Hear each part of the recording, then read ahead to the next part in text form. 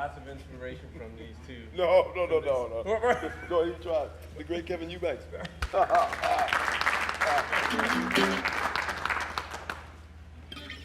So we're just here to. Can you pick up microphones to talk? Oh, I'm sorry. There we go. We're just here to get some insight on how jazz has touched guitar so much in a lot of different ways. I mean, guitar is an instrument that's in so many genres of music. And I guess when we first came to New York, I wanted to play with Elvin or the Heath Brothers or Roy Haynes. I didn't know any other gigs were in town for guitar. Right. And so things have changed a bit. And I'm anxious to hear what Russell and Mark have to say about just the presence of jazz guitar and how it's developed or not in different ways, playing with different vocalists, playing with rhythm sections, just how it's touched jazz music and how jazz music has touched us. For me personally, I was influenced so much by piano players and organs.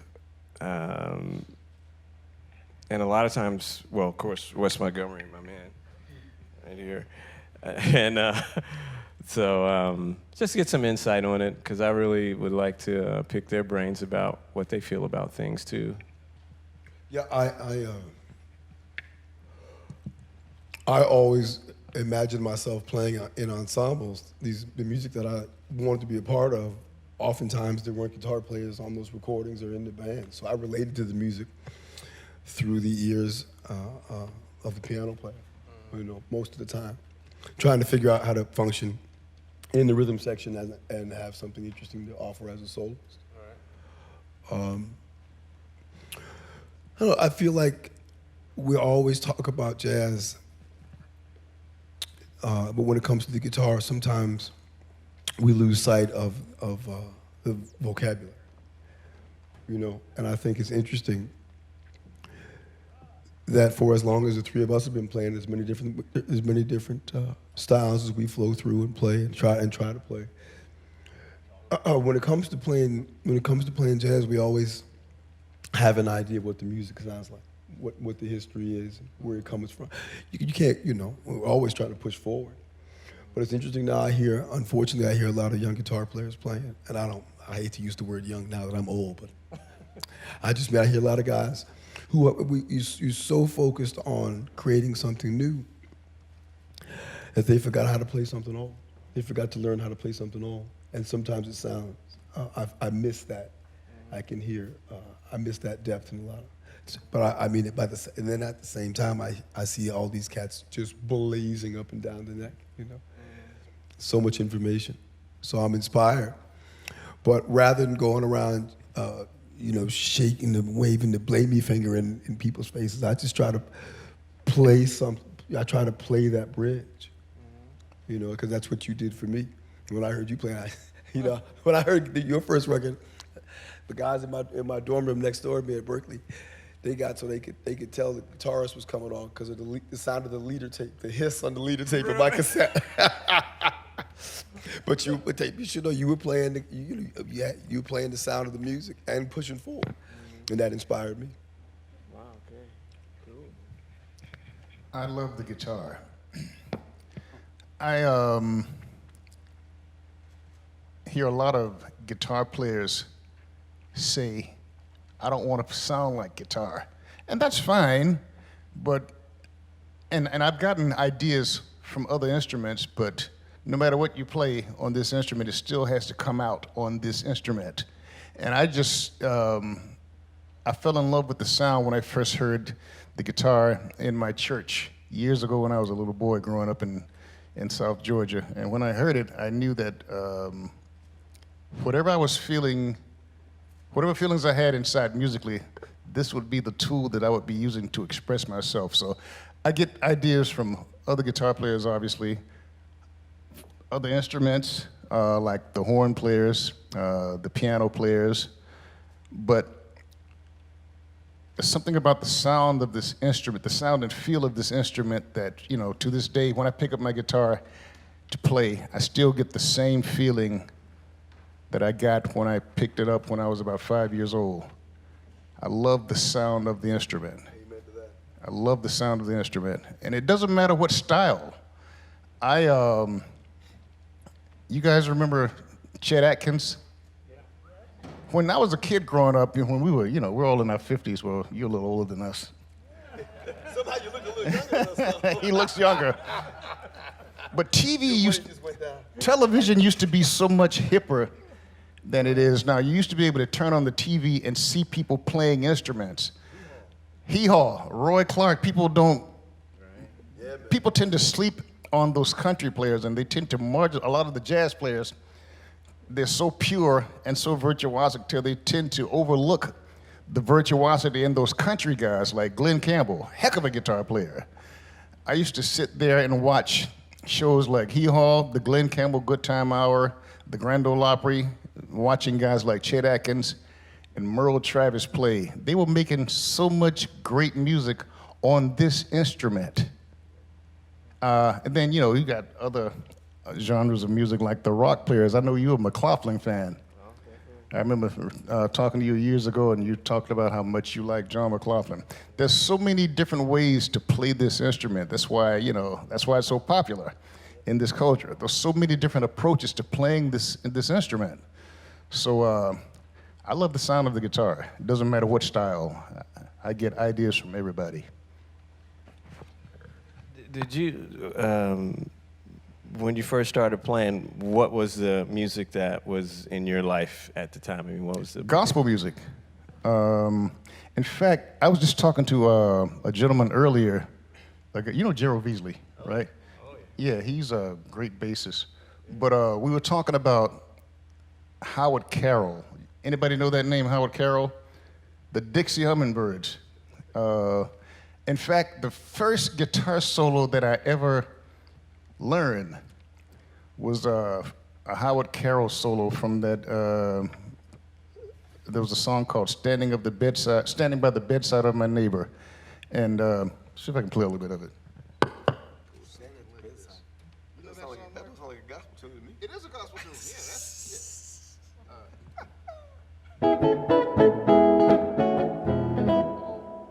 Take that out.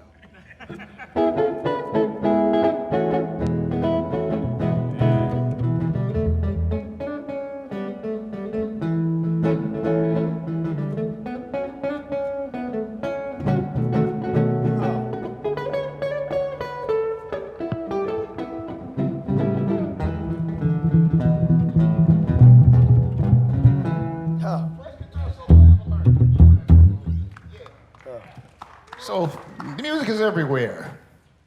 What about you? The first music you heard, Kevin? The first music I heard was well, I was influenced a lot by gospel music because my mother plays, she's a classical pianist and played gospel music since my grandmother was a pastor at a church. So I heard organ and piano. My Uncle Ray Bryant would play blues and gospel too. But my mom wasn't allowed to play jazz. She could only play gospel music and classical music. So I heard a lot of gospel music, but I didn't hear guitar in the music. I always heard Hammond or organ.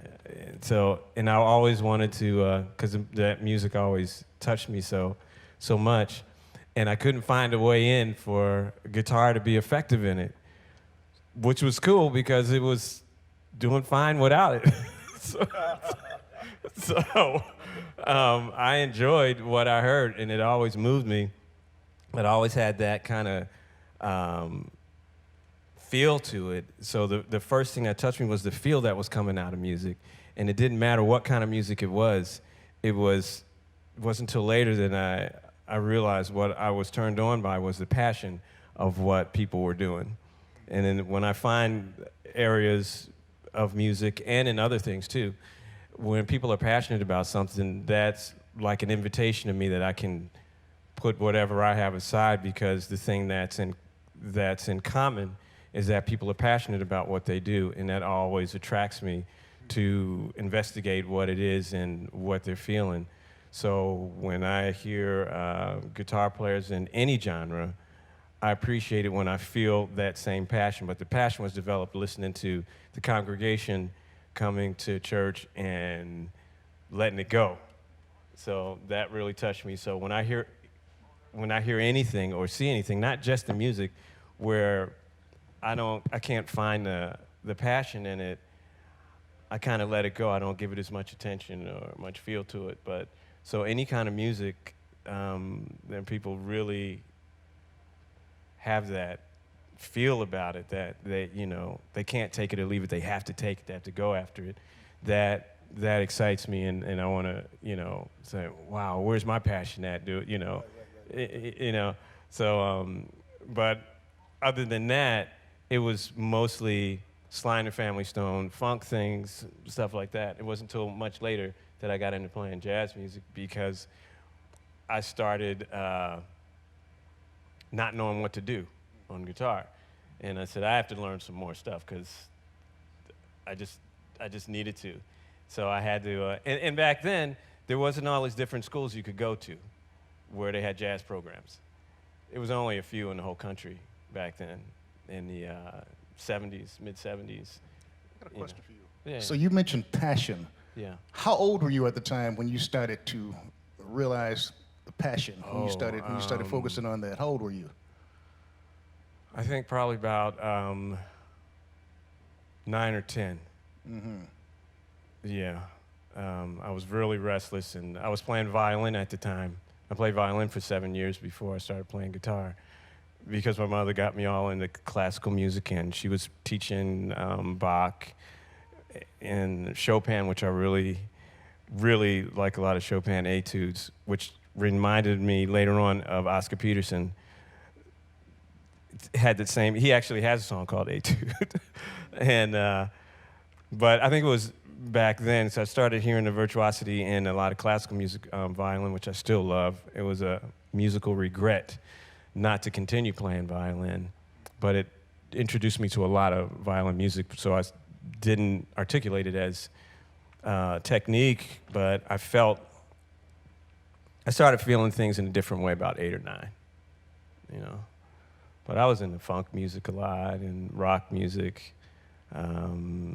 a lot of folk music too, because folk music sometimes is presented in a way, it always had guitar in it in a lot of ways, but people were singing about things that were important in their life, things that they did every day. Yeah, so the passion started coming out. Sure. And it wasn't about technique or anything, so just, I don't know, it touched me some kind of way. How about you, Mark? My parents were jazz fans. I didn't grow up in the church. I played soccer at Our Lady of Grace Catholic Church in West Babylon. That's about it. Confirmation. Church for 45 minutes every Sunday morning where you kneel, stood up, shook his hand. Hey, that's Catholic church. It was great, but we didn't play any music. But my parents were huge jazz fans. So as a little kid, we used to go to that concert, the music venue in Westbury with stages around it. It's the Westbury Music Hall. I lived about 20 minutes from there. And so I got to see Duke Ellington Orchestra. Oh, yeah. I was 5, 6, 7, something like that. I got to see Ella Fitzgerald. I saw Joe Pass play. I saw Ray Brown and his trio. I saw the Basie Band. And then it was an interesting thing, considering we lived so far on Long Island. There was a jazz series at our local public library. And these cats would come out from the city. So I was fascinated by jazz musicians. And it had to be passionate, it had to have feeling, but what fascinated me was the effortless mastery. And I was a little kid and could somehow relate to the fact that these musicians played so effortless. Hey, man. Sorry. You're late. We sold your spot. Sorry, bro. Near Felder? Hey, you interrupted my story, man. Jeez. Near Felder, ladies and gentlemen.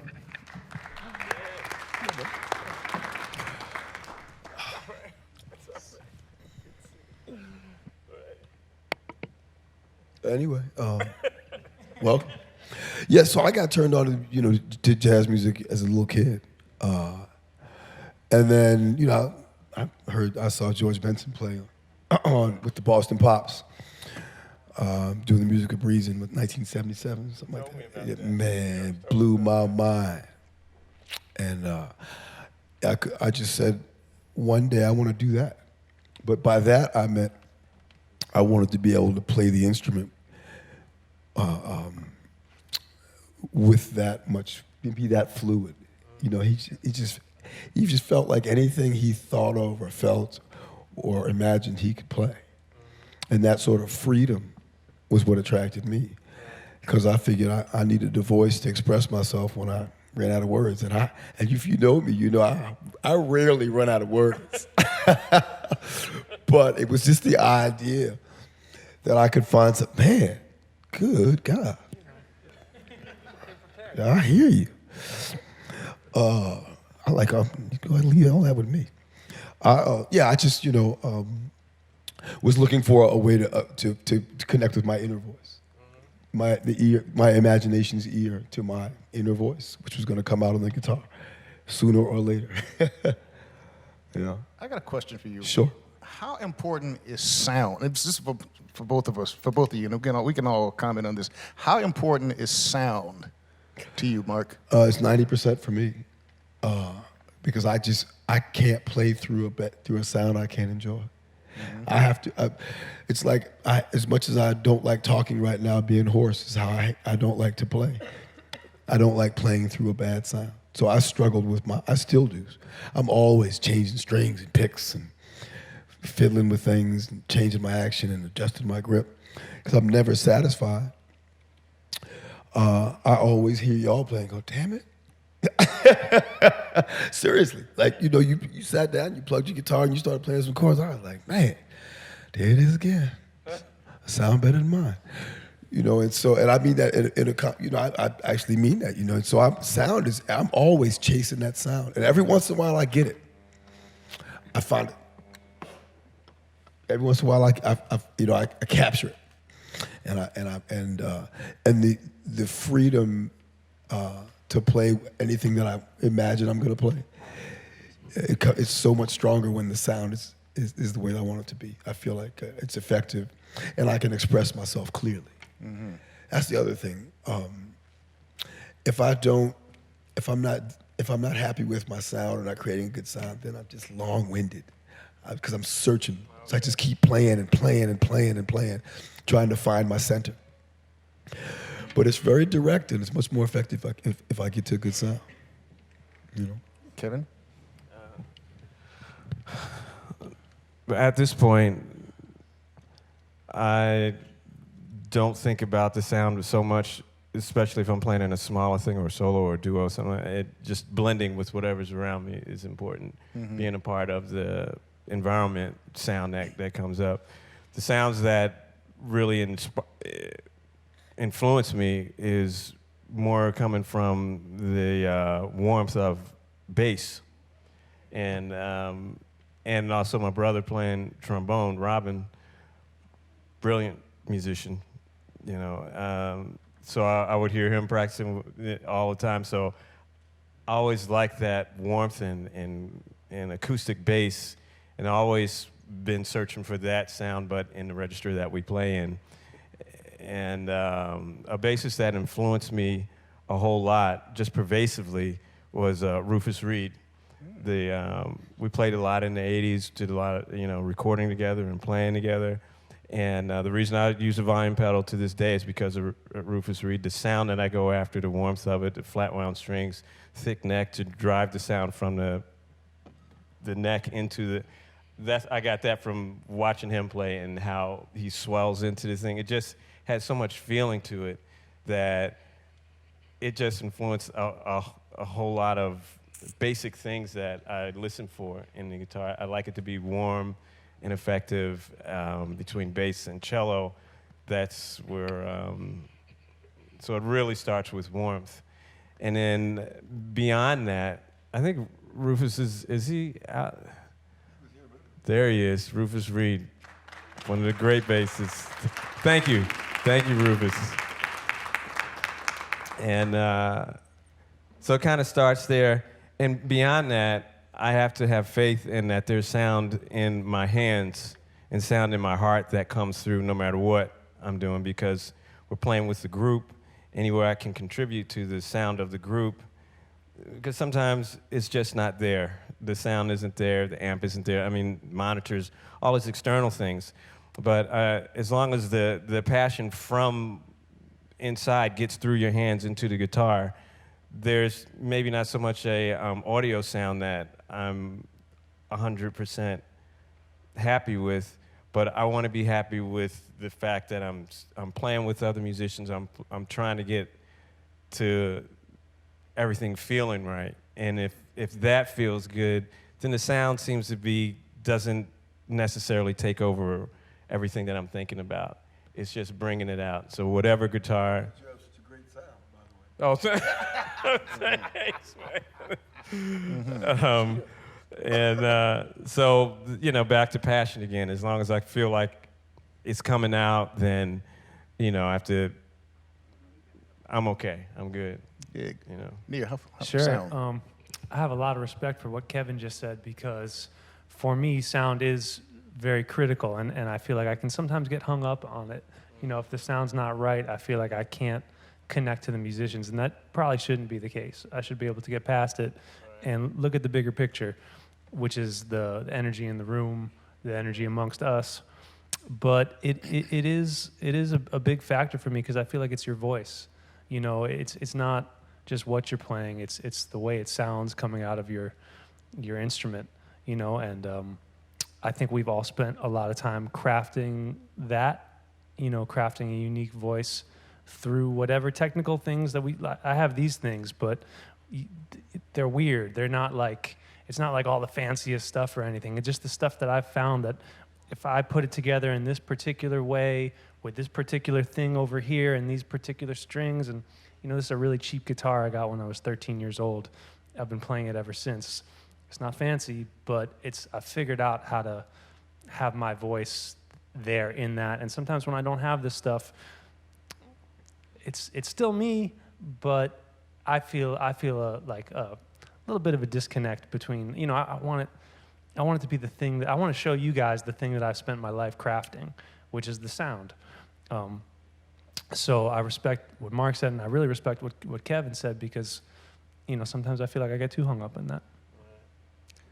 I think sound, for me, it's very important. That's actually the first thing that people hear, how it sounds. Before they start to focus on what you're actually playing, the first thing that hits here is what it sounds like. So your sound is your voice. That's why there's certain speakers who have good voices, like, what's the guy? You guys remember Paul Robeson? Man had a great voice. James Earl Jones, Orson Welles. Who's the guy who's the first Sherlock Holmes? Basil Rathbone. That's going way back. But he had a great sounding voice. And when you heard the sound of the voice, it made you lean in and go, oh, man, that sounds interesting. And it made you want to pay attention to what he had to say. But the sound is what caught your attention. And another thing that I've discovered as I've gotten older, when your sound is developed, you don't really have to overstate or play too much. And I remember having been on stage with Kenny Burrell. You guys know Kenny Burrell, one of the greatest sounds on the guitar.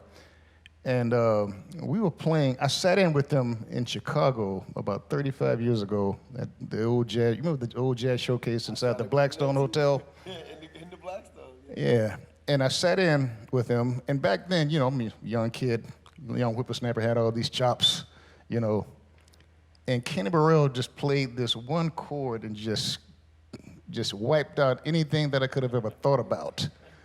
But the sound was so developed, I'm like, wow.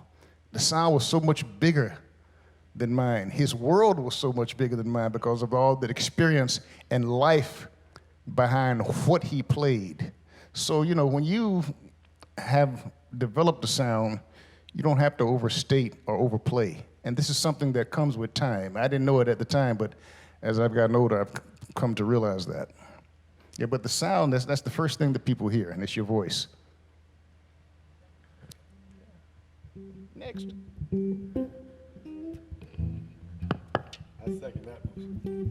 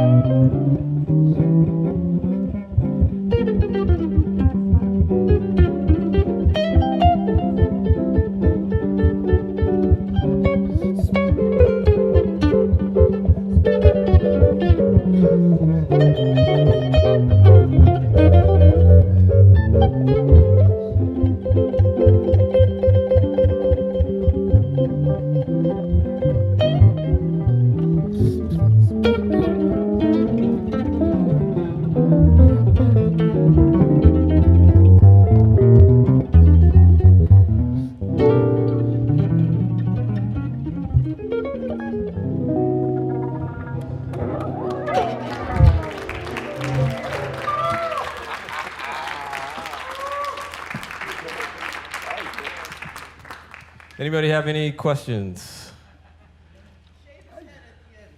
What's that? Sorry?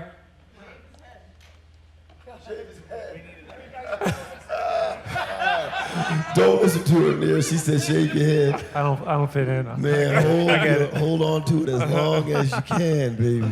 Don't listen to her. You could Photoshop it. I won't be mad. Hey.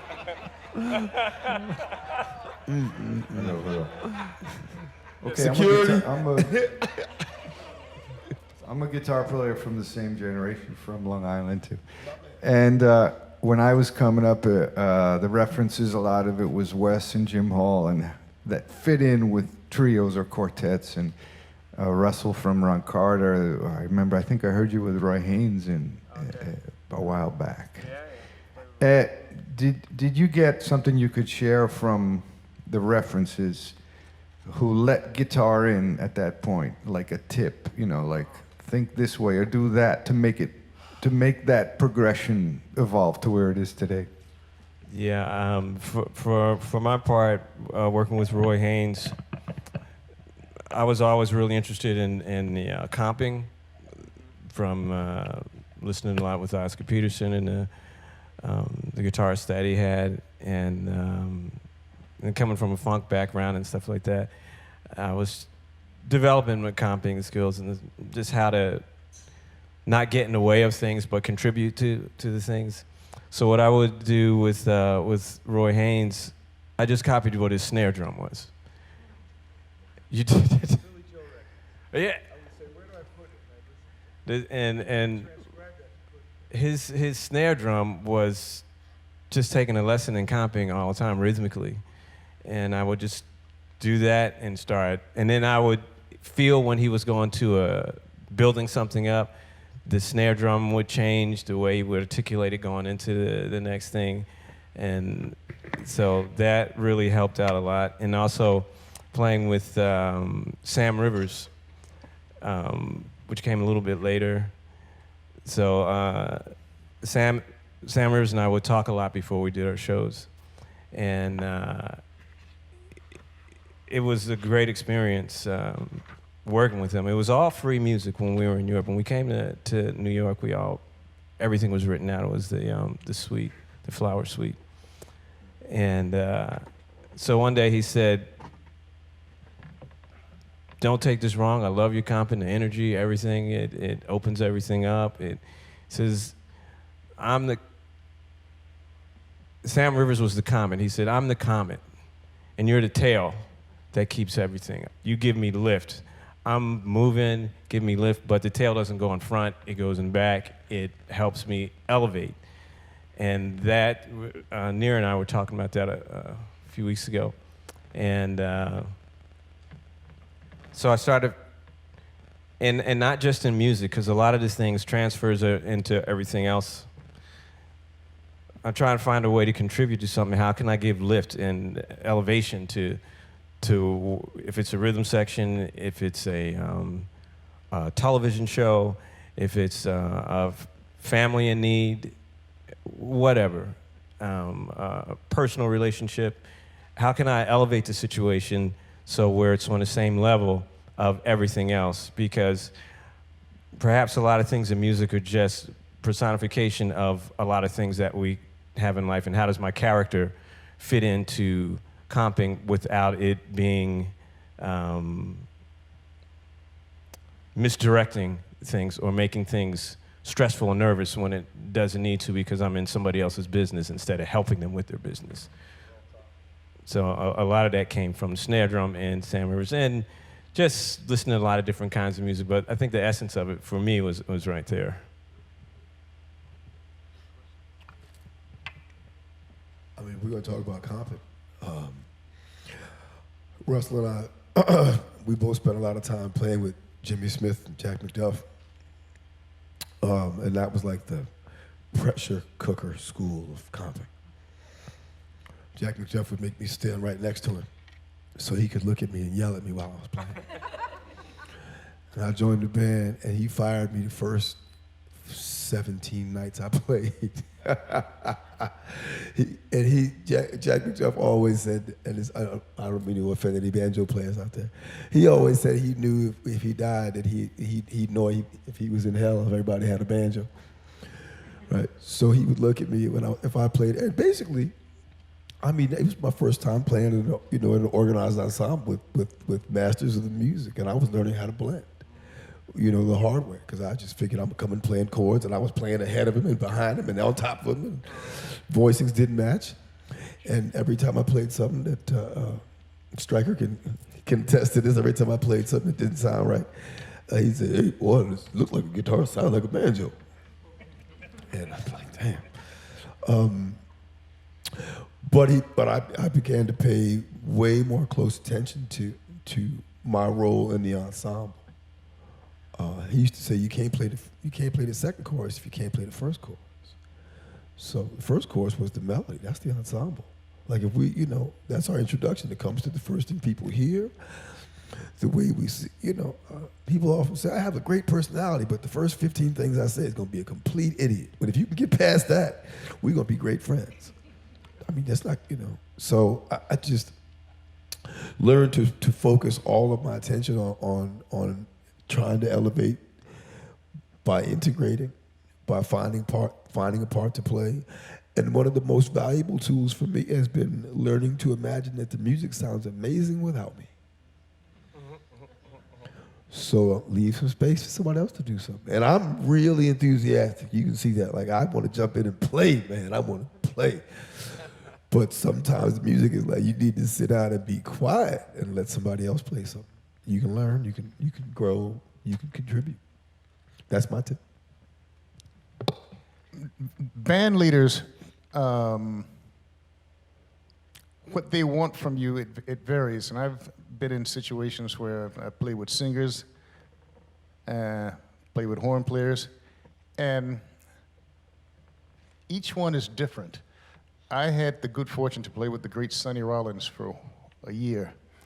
And I remember the first gig that I played with him was in Berkeley, California. And I was so excited to be on the bandstand with the saxophone Colossus. And my enthusiasm got in the way. I played too much. So, and I never forget, we were playing this one tune, and he stated the melody, and then he started to solo, and I started playing all of this stuff behind him, and Sonny took the horn out of his mouth and shot me a look like, which scared the living daylights out of me. I mean, when Sonny Rollins looks at you like that, and he had on his glasses, he had on his sunglasses, but I could see the ray. I'm like, oh my God, man, I just messed up here. So anyway, after the gig was over, I went by his dressing room and I said, "Mr. Rollins, is everything okay?" And he was real nice, but he got his point across. He said, "Russell, when you play with me," he said, "one of the reasons why I stopped using piano is because there's just too much density.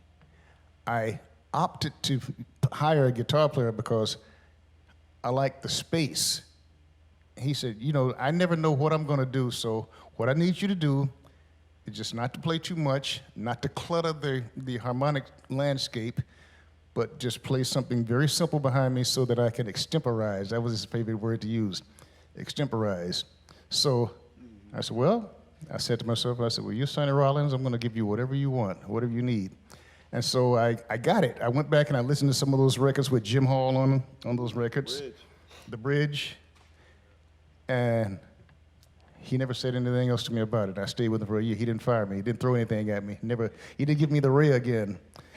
Now, in other situations where, like playing for singers, one thing I try to do is when you're playing with the singer, well, for me, when I play with the singer, I learn the song. I learn the song first, and I never try to get too hip harmonically. Play the song because the focus is on the song and on the singer. It's not on me. And I've seen several musicians who are gifted. They play very well, but if you put them in a situation where they have to play behind a singer, they can't do it because the virtuosity gets in the way. And I don't care how good you are, you should never let your skill get in the way of the music. So that's something that I've learned to do over time. And I'll never forget one time I was hanging out with Mr. Ron Carter, who I play with a lot. You drop a lot of names over there in that section. I know. But I played with these people, and they've been very helpful as far as my development. You know. Yeah, I ain't thinking about you, Mark. I'm gonna drop your name, but I leave. But Ron asked me if I'd ever heard of a guitar player named Gene Bertoncini, and I had heard of Gene Bertoncini, but I'd heard of him, but I'd never heard him play. And at the time, Gene was working a regular gig at a place called La Madeleine over on 43rd Street. So he said, well, what you need to do is just go over there and just listen to him and just watch how he gets around the guitar. He's not a he doesn't do, you're not gonna get a whole lot of pyrotechnics, but you're gonna get a lot of music, a lot of musicality. And then he mentioned this record that they had done with Nancy Wilson years ago called But Beautiful.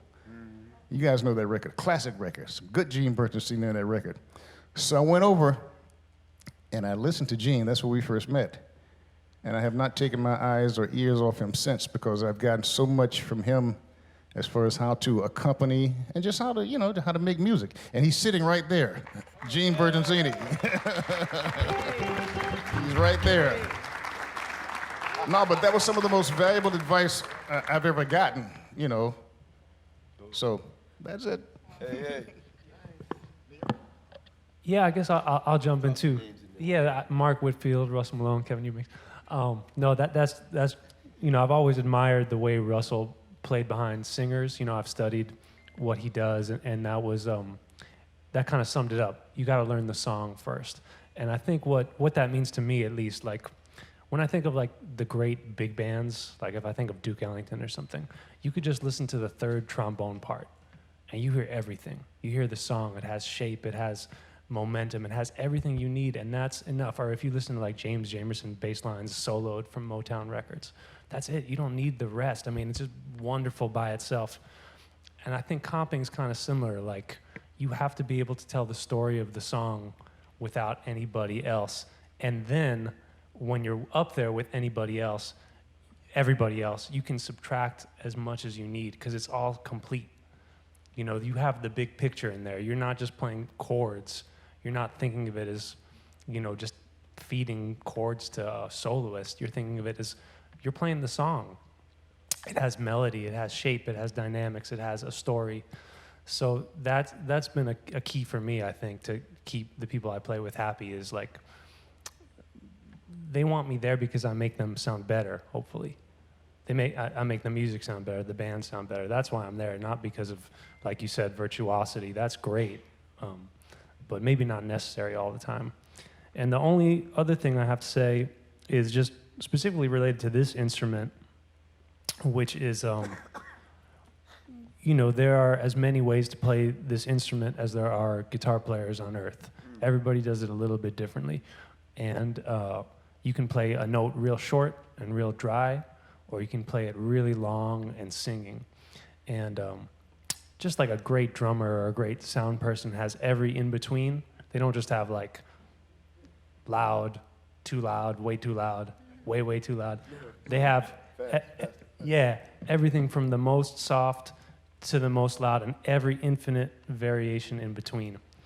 So guitar is kind of like that to me in that like the shortness of a note or the length of the note can both be your sound and something that you have control over to vary in different situations. So there's just a lot of textures from an open chord to an octave to a single note to 2 notes at a time to 3 notes at a time to 4 notes at a time. There's a lot of different ways to tell the story when you're accompanying people on this instrument. And I think the more we study that and the different ways, the better we can tell the story of the particular song and the particular artist that we're playing with at that moment. So that's been a study, and I look up to all these guys, and I try to study how they do it, and see if it can inform the way I do it. Can you play something with me? Yeah.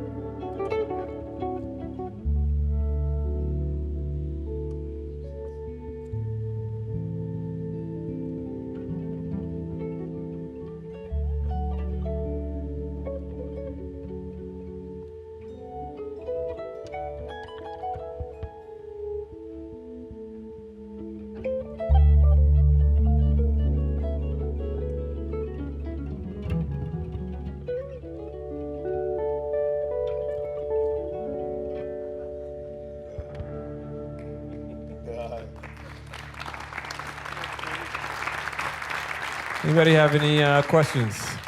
Yes, sir. Can you speak to the point of honoring tradition?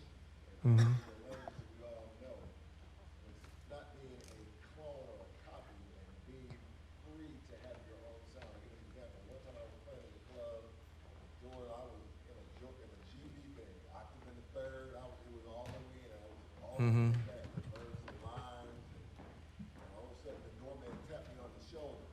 Hey man, it's this cat that wants to sit in right now. Right. Nah, man, I'm in this now. Who is this cat want to sit in now? And it was George Benson. So, That just hit me. Oh, wow. so that was 30 years ago. So Hold on a minute, brother. That's me. What you playing right there? Hold on, brother. So at that point, I learned that that's not the best route to go. Because of course, we've all been influenced by. Can you speak to, and not just George, but just anybody getting too caught up into a thing where you become, that's your mission, to play like them rather than play what you're supposed to play from your own soul and your own spirit. Great question. Great question. Can you repeat the question? On the mic. Yeah, you can. You wanna? Just.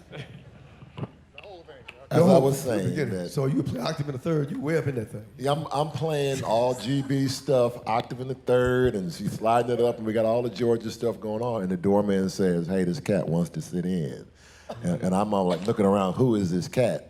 And it was George Benson. So at this point, there was nothing else to play, and in this club, there was nowhere to actually go.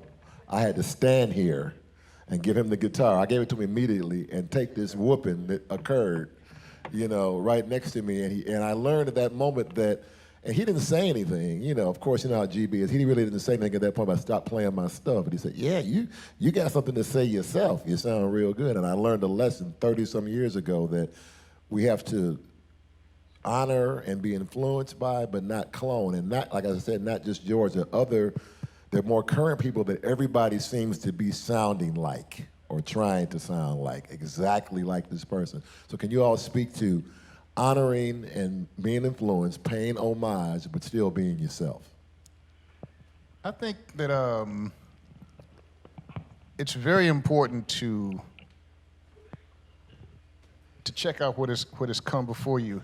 In fact, when I hear a player play, and if I don't hear the lineage, I become a little suspicious. But at the same time, I think it's very important to come to your own conclusions as to how you're going to play this music. And I think that everybody has a voice. You can take the most derivative sounding person, and if you listen to them close enough, excuse me, you're going to hear some things that are unique and personal to that person. Now, what everybody doesn't have is the confidence to speak with that voice. Because, I mean, I'll use myself as an example. There was a period in my life when I was in my 20s when I felt like I had to play a certain way or play like these people in order to be accepted. But I came to the realization that, when it comes to being Russell Malone, I'm the best there is. Nobody can outdo me at being me. And if you find yourself on the bandstand with a George or Gene Burton Sr., or whoever you like, you can't play like them because you're going to end up looking like, a little suspect there. And it kind of comes down to, as much as we love our parents, we don't have to live the same lives that they lived. I don't even have to like everything that they like. But I think, once you come to that realization, I think that's a healthy step towards your own development. And I remember one night, speaking of George, we were here in New York, this is about 25 years ago, we went to go hear this guitar player play. I think you were there that night, Mark. Yeah, yeah. Exactly. It was me, you, and Ronnie Jordan. Yeah. So there was a guy who was playing, and and he was he had all the Benson things down. And so I asked George, I said, man, you've obviously influenced all of us in the room, but how does it feel when you go out to hear people and you hear them playing all your stuff? And he said something very interesting. He said, well, in the beginning, it's flattering, because he said that I'm glad to know that I've made a contribution. But if it's too verbatim, it makes me feel weird. It started to make him feel weird. He said he likes to hear them do something personal with it. You have to come to your own conclusions about it. Nobody has ever gotten any respect playing like anybody else. And you have to accept your quirks, your so-called imperfections. That's what makes you unique. Take a guy like Eddie Lockjaw Davis. He wasn't as fluid through the harmonies like Charlie Parker or Johnny Griffin, and he played just a little sharp, but it worked because it was his personality, and that's what this music is about, individuality. But you just have to accept who you are. You guys want to add to that, Mark? For sure. I mean, it's really not that complicated. If I came in and I saw what Near had on, and I excused myself, and I came back 30 seconds later dressed exactly like him, you'll be like, what the hell is wrong with Whitfield? Like, it's just not that hard. You have to, George, because since we're going to call his name, the first thing he ever said to me, he said, man, when you start to trust yourself, you're going to really play something. Sure, many times, until I started doing it. And I was like, man, yeah, whatever. I'm trusting in you right now, brother. I'm playing your phrases. I'll get around to mine later. But you're going to be the best. You're going to be the best Russell Malone. I'll be the best Mark Whitfield. But I'll be the worst Russell Malone. So, I might be a better Russell Malone than a few cats. But the point is, it's just, you won't really get to the essence of what it is you have to offer as an artist, as a creative person, as a musician, as whatever your voice is, until you get to the essence of who you are.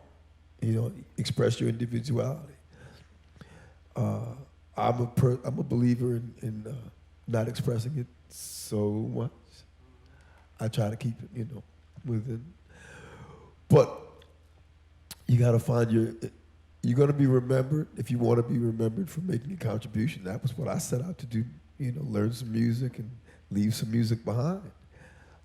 Not just repeat something I heard. Now, I'm going to tell you, if I had been better as a young guitar player and more able to really copy the people I was admiring, like you, I would have done it. Believe you me, if I could have gotten away with it, if I could have played it good. But I was forced to try to be myself because that's what I was stuck with. And thank God for that. Steve Burrell wrote a song called Be Yourself. You know that song? Yes. Yeah, that's right. Yeah, you want to speak on that? Yeah, I agree in full with what you just said.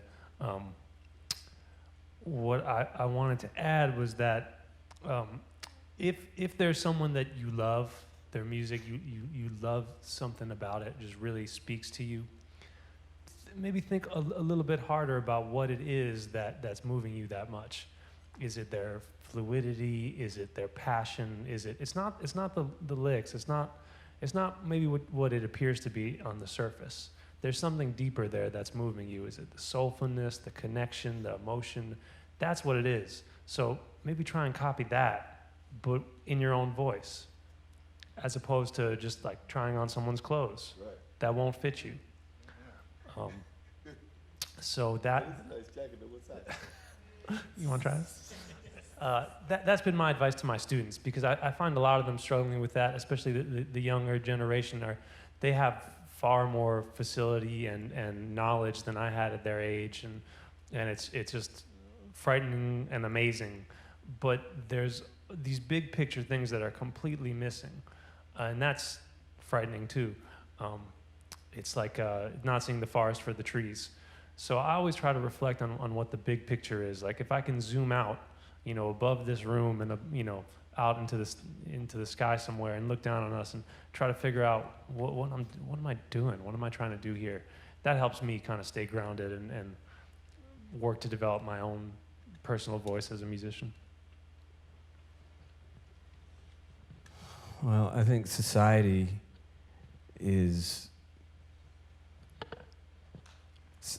keeps us in a certain pattern of doing things, and the useful critical thinking is maybe goes against what society wants, the way the motion of it is, and having your own ideas and your own things. You see a commercial and before you know it, you're buying it. So I think music represents the things that we're talking about. I just see it as a soundtrack to the way society is developed. So we want you to get in line and do that, and you get rewarded for plagiarizing to a certain degree.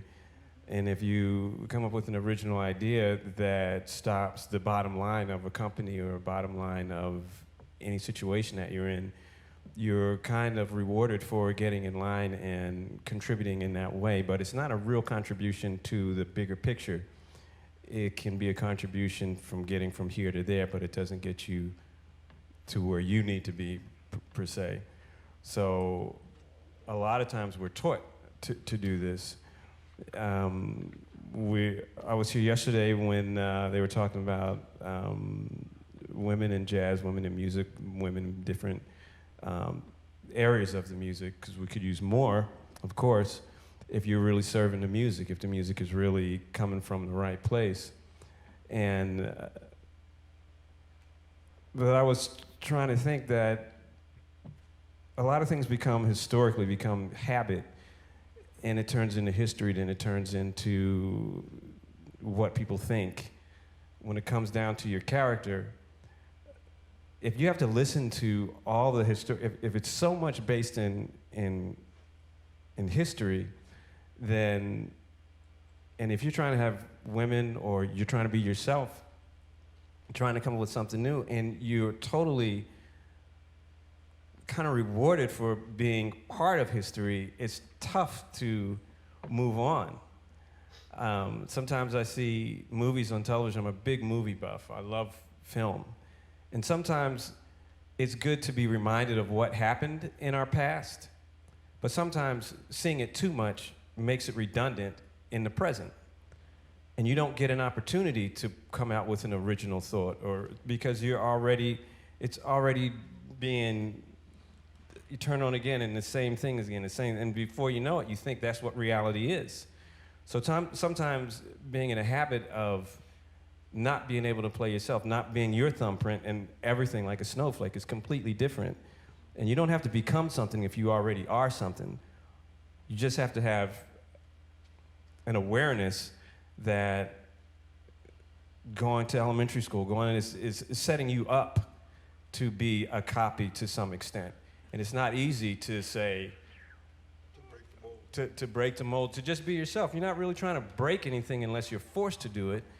But if you're just being yourself, and good things will happen for you, your spirit will start to shine a little bit. You'll get confidence from the right things in life, to have a critical mind about what you're doing and say, I don't even know why I want a pizza. I was just watching a football game. And all of a sudden, I really want a pizza now. I don't even eat cheese, you know? And then I start thinking about when I'm writing music, or whether I'm playing with somebody, or if I'm wondering why I'm at a static point and trying to come up with something, and I realize I'm not honoring my own thumbprint, or my own fingerprint, my own destiny, whatever that is. So I think we're encouraged to be so tied to the past that you get rewarded for it, and it feels safe, and people say, yeah. And then if you do something a little bit different, then the first thing is it makes people uncomfortable. They start to fear things that they don't understand.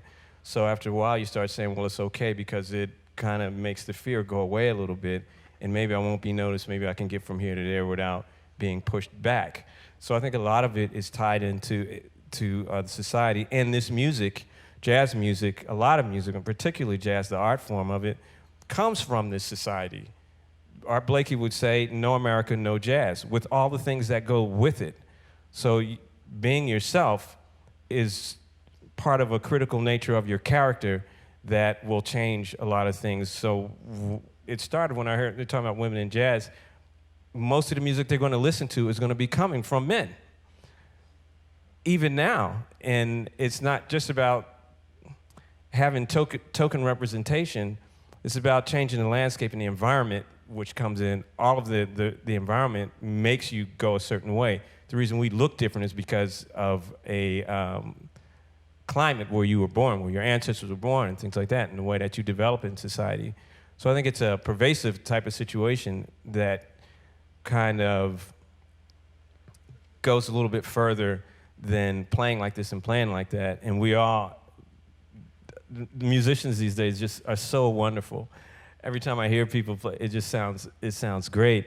And when I hear people's character and passion and personality come from something else, it's very inspiring, and you can start to plagiarize yourself too. You know, it was good, I'm gonna keep doing it, and then after a while you get lost, and yeah, you start to, you know, try to be yourself. You try to, you know, so a lot of it touches different things in life, and it's kind of a reflection of everything that's around us. So we have like, oh, sorry. I actually would agree with that, for sure. Yeah, but Definitely. It doesn't happen after years and years of playing like somebody else. You got to suffer through playing like yourself along the way. Creativity is a muscle you have to flex. You have to work it. You have to practice being creative, and you're gonna suck for a while. Well, maybe one last question. I'll make it quick.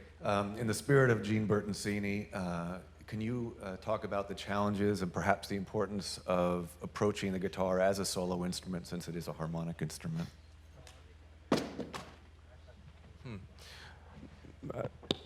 I don't really see the difference between the two myself. To me, it's just all coming from a creative place, the harmonic situation, and if it's, because people used to ask me, do you play rhythm or do you play lead? Yeah, I love that question. I never understood the question. I play guitar, and that goes with, well, I speak, but I only use verbs. Or I never understood that. It all comes together. You solo without knowing harmony, or you do harmony without knowing, I mean, it all comes together in the same package. And I never saw a distinction between the two myself. You know, the guitar has an amazing unaccompanied tradition and history. You know, I sat like this with Paco de Lucia once in the lobby of the hotel in Victoria, and through a friend who interpreted, he played and talked about it. I'd never really witnessed a guitar turn into an orchestra quite like that. You know, but you can play. You should, any great instrumentalist should be able to make a musical statement and present a musical offering on their own. It's always fun with a group, but you got to do it by yourself. I can still make music. We all can, you know, and the confidence and the concepts that you develop when you're playing by yourself. That should only be enhanced by the presence of like-minded people, right? I think what Russell said before about. Oh, wait, we're not. We got all the zeros of this thing real quick. I like what Russell said about learning the song. I think it's a deeper statement than it appears at first. You know, a song is the key. If you can play the song, you can play it by yourself. You can play it with one person. You can play it with two people. You can play it with 10 people. You know, but at the core of it, there's a statement there. There's a story there, and if you know that, you can say it by yourself, or you can. Yeah. So I think that's a deep statement. We actually got to do it. Sorry, we ran out of time. But we want to thank everybody for sharing your time with us. Near Felder, Mark Whitfield, Russell Malone. Thank you so much for hanging out. We appreciate it. Thank you. Thank you. Thank you very much, ladies and gentlemen.